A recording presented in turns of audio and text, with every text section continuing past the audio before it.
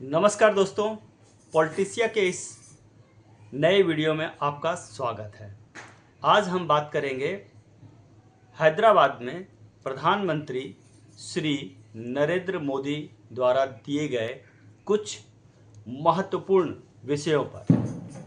ये महत्वपूर्ण विषय में सबसे पहला विषय ये था जो उन्होंने जनता के साथ संवाद किया, और वो क्या था कि उन्होंने सबसे पहली बात बोली कि अब देश को एकजुट होना है विदेशी मुद्रा को बचाने के लिए। उसके लिए उन्होंने एक बात कही और वो बात बहुत ही महत्वपूर्ण है। 1 साल तक देशवासियों को किसी भी तरह का कोई भी ओकेजन हो, सोना नहीं खरीदने के लिए। ये उनका एक तरह से कहना है, कोई आदेश नहीं है। कारण भी बताया है कि क्यों हम लोगों को सोना 1 साल तक नहीं खरीदना है। तो सोने के भाव आप देख रहे हैं किस तरह से बढ़ रहे हैं, और अभी जो समय है, अगर हम देखते हैं पिछले 5 साल के आंकड़े को 2020 से लेकर के 2026 तक, तो भारत में सोना का जो इंपोर्ट का रेट है वो लगभग 2 गुना हो गया है। 2020 में हम लगभग $34 बिलियन सोना इंपोर्ट किए थे, और अब हम जब 2026 में हैं तो लगभग ये 74 बिलियन डॉलर के आसपास है। तो इतना का सोना हम इंपोर्ट कर चुके हैं, और ये और भी बढ़ते जाएगा। अभी क्या है, जियोपॉलिटिकल स्टेटस है, चारों तरफ जो है आप देख रहे हैं युद्ध जैसे माहौल है, जिसके कारण क्या हो रहा है, सोने में स्थिरता बनी हुई नहीं के बराबर है। कभी इसके रेट बढ़ रहे हैं, कभी गिर रहे हैं, और ये कंटिन्यू हो रहा है। अब प्रधानमंत्री मोदी जी ने क्यों कहा कि सोना हम लोगों को 1 साल तक नहीं खरीदना है या खरीदने से बचना है? इसका सीधा संबंध क्या होता है, विदेशी मुद्रा से है। विदेशी मुद्रा यानी कि हम जब सोना खरीदते तो विदेशी मुद्रा को बचाने के लिए, विदेशी मुद्रा का संरक्षण करने के लिए, रोकने के लिए हम लोगों को सोना नहीं खरीदना चाहिए, ऐसा हमारे भारत के प्रधानमंत्री जी कह रहे हैं। इसके साथ मुख्य बिंदु ये है, दूसरे और मुख्य बिंदु हैं कि हम लोगों को पेट्रोल, डीजल और उर्वरक, रसायन, खाद्य पदार्थ, खाद बेसिकली जो उर्वरक हम जो फसलों में केमिकल्स वगैरह का यूज करते हैं, उस पे निर्भरता कम करने के लिए कही जा रही है, और सोलर से चलने वाली चीज़ों पे निर्भरता बढ़ाने के लिए आग्रह किया जा रहा है। डीजल और पेट्रोल पे निर्भरता जब हम कम करने लगेंगे तो क्या होगा कि हम अभी बहुत सारे देशों से डीजल और पेट्रोल खरीदते हैं, गैस खरीदते हैं, इसका भुगतान हम लोगों को करना पड़ता है विदेशी मुद्रा में।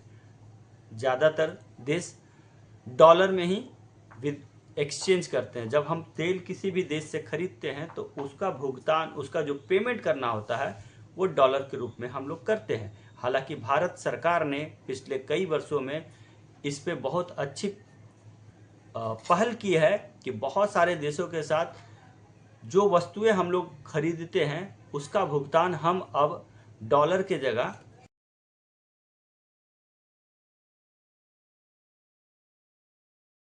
के कारण क्या होता है कि हमारा रुपया मजबूत होता है और डॉलर पर निर्भरता हमारी कम होती जाती है, जिसके कारण हमारा विदेशी मुद्रा संचित रहता है, बचा हुआ रहता है। अब दूसरी बात यह है कि हम यदि सोना कम से कम उपयोग करें अपने जीवन में खरीदने में, 1 साल का इन्होंने आह्वान किया है।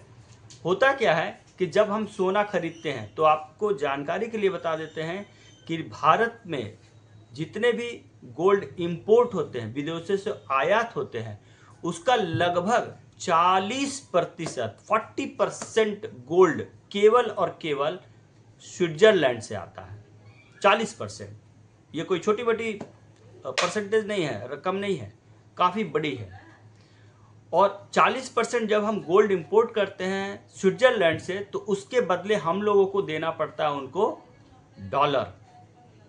तो हमारे पास जितने डॉलर हैं वो क्या हो जाएंगे, कम हो जाएंगे। सीधे सीधे शब्दों में समझिए, क्योंकि गोल्ड हमको खरीदने के लिए क्या देना पड़ेगा, डॉलर देना पड़ेगा। और डॉलर क्या है, विदेशी मुद्रा है। तो जब हम गोल्ड कम खरीदेंगे तो हमको क्या करना पड़ेगा, विदेशी मुद्रा को कम देना पड़ेगा। इसी तरह से गैस है, तेल है, हम ये जब खरीदते हैं तो हम लोगों को उनको डॉलर देना पड़ता है। हालांकि मैंने पहले ही बताया कि कुछ देशों के साथ हमारा संबंध इस तरह से, व्यापार संबंध इस तरह से है कि हम उनको रुपए में पेमेंट करते हैं। अब स्विट्जरलैंड रुपया लेके करेगा क्या, इसलिए वो रुपया हमारा स्वीकार नहीं करेगा। लेकिन जब हम बात करते हैं यूनाइटेड अरब इमिरात, दुबई है ना, या खाड़ी देश बहुत सारे ऐसे हैं जहाँ से भी हमें गोल्ड आते हैं। यूएई से 10% के आसपास हम लोग इंपोर्ट करते हैं गोल्ड, टोटल इंपोर्ट का। अब मान लो कि 10% हमने दुबई से सोना खरीदा और उसके बदले में हमको उसको पहले भुगतान करना पड़ता था किस पे, डॉलर पे, जो कि अब करेंसी में हो रहा है, रुपये में हो रहा है।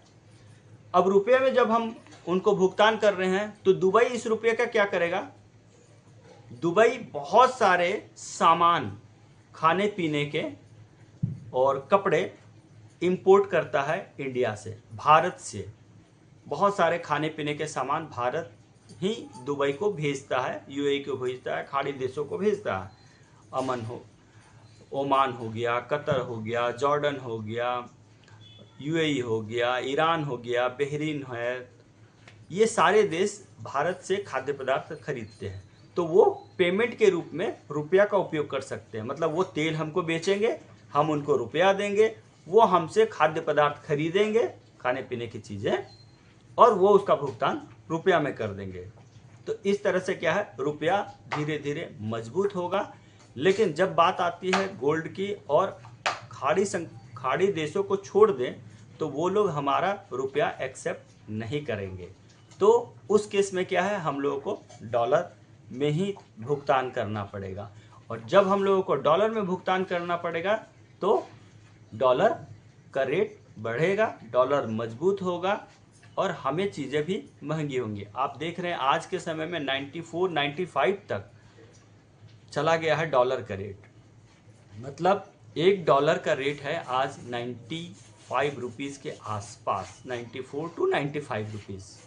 अब आप सिंपल सा सोचिए कि $1 का वैल्यू कितना हो गया, मान के चलती लगभग 100 रुपये। मतलब 100 गुना कमज़ोर है हमारा रुपया और 100 गुना मजबूत है डॉलर।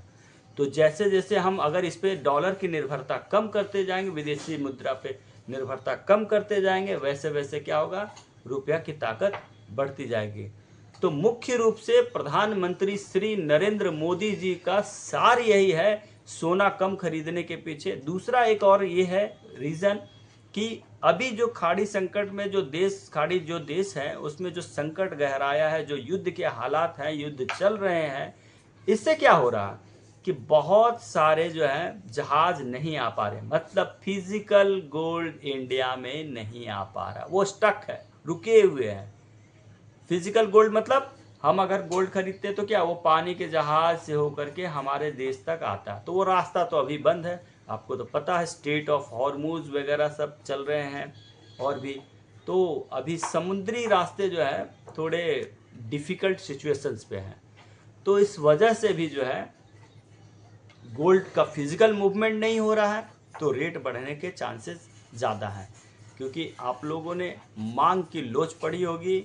इसमें क्या होता है, जब सप्लाई कम होता है तो डिमांड ज़्यादा होता है, और जब सप्लाई ज़्यादा होती है तो डिमांड कम हो जाता है। इस समय सप्लाई बिल्कुल कम है, मतलब विदेशों से सोना बहुत कम इंपोर्ट हो रहा है, जिसके कारण क्या होगा, रेट बढ़ने ही है। अब मैं कोई गोल्ड का एनालिस्ट नहीं हूँ कि आपको मैं बोल दूँ कि भाई सोना खरीद लो क्योंकि आगे जाकर के रेट बढ़ने वाले हैं। ये बिल्कुल मैं इस पर कोई एनालिसिस नहीं कर रहा हूँ। हमारे प्रधानमंत्री जी ने जो आज बोला है, हम उसी की बात को आपको सरल शब्दों में समझा रहे हैं। तो ये वीडियो कैसा लगा प्लीज़ लाइक और कमेंट ज़रूर कीजिए, क्योंकि आपका एक कमेंट, आपका एक लाइक हमें प्रोत्साहित करता है इसी तरह से इन्फॉर्मेशन वाली वीडियो तक लाने के लिए। तो अगले एपिसोड का इंतज़ार कीजिए, तब तक के लिए जय हिंद, जय भारत।